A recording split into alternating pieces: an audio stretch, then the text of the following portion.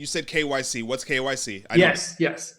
Know your customer. So KYC, AML, these are terms that are used often in the space, and they're really important. AML is the anti-money laundering rules, and there's FACTA and all these other different, alphabet soup we can get into, and different countries have different rules of how they go about that. And actually, that's a really big topic right now in the space because there's international rules going out called the travel rule, where as exchanges, and banks already do this, but as exchanges in cryptocurrency and essentially even wallets potentially, as they start transferring funds back and forth, these governments are saying, okay, we're going to require you to attach to that transfer all their personal information, which is just absolutely insane. I give you $100 bill and nobody cares, right? But if I do it digitally, now all of a sudden there's going to be a fingerprint. You can have all my information, and it's we have to protect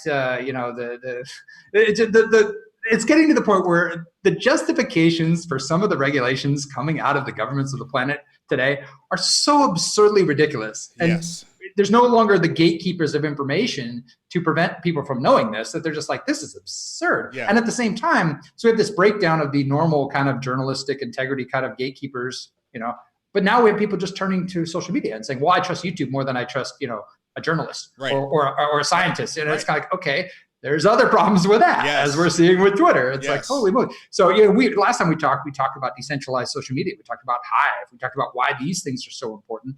And here's a great example. You think, we're streaming on accounts that you call yours. Right.